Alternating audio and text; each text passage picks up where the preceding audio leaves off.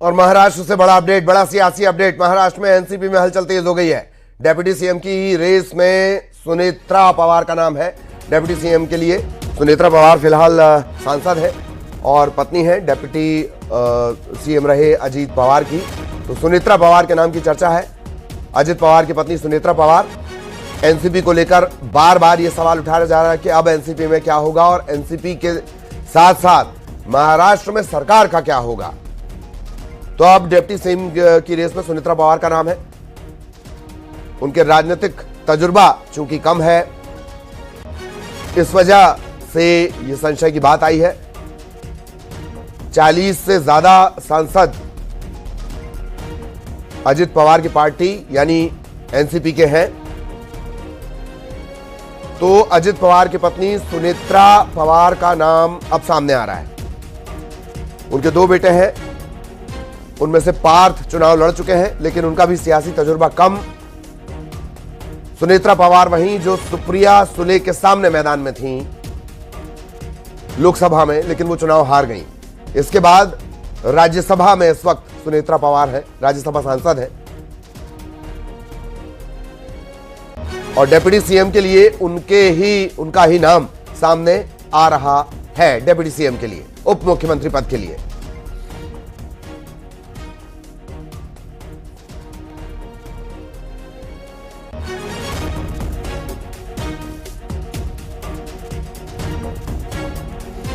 बड़ी खबर आपको बता दें, महाराष्ट्र में एनसीपी में हलचल तेज हो गई है। एनसीपी अजीत पवार की हम बात कर रहे हैं।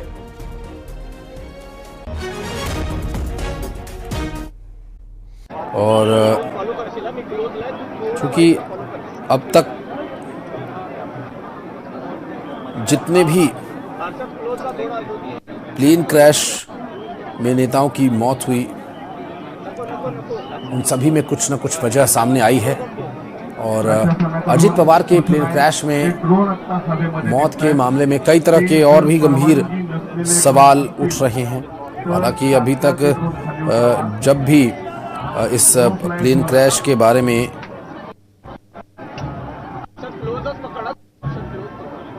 बात उठती है तो बार बार सवाल यही उठता है कि आखिर ये कैसे हुआ और इन परिस्थितियों में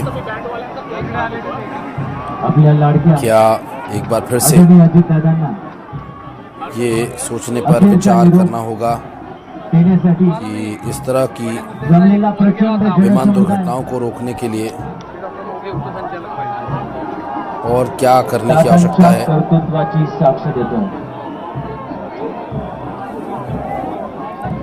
अब देखिए, ये बात तो जाहिर है कि अजीत पवार जैसा व्यक्तित्व, अजीत पवार जैसा राजनेता महाराष्ट्र में दूसरा नहीं। क्योंकि जिस तरह से महाराष्ट्र के हित में अब तक उन्होंने निर्णय लिए, उनके लिए गए निर्णयों से हमेशा महाराष्ट्र का विकास हुआ और महाराष्ट्र के लोगों ने हमेशा ही उनके फैसलों पर सहमति जताई और उनकी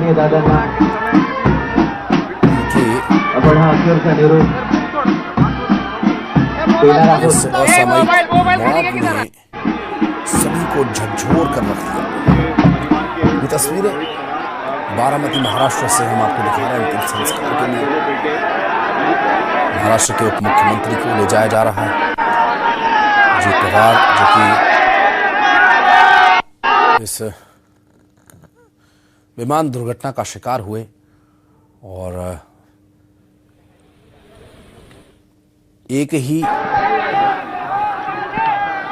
क्षण में जो हालात थे वो पूरी तरह से बदल गए। और अब देखिए तस्वीरें, उनके शव को अंतिम संस्कार के लिए ले जाया जा रहा है। महाराष्ट्रामध्ये प्रत्येक जण आदरणीय दादा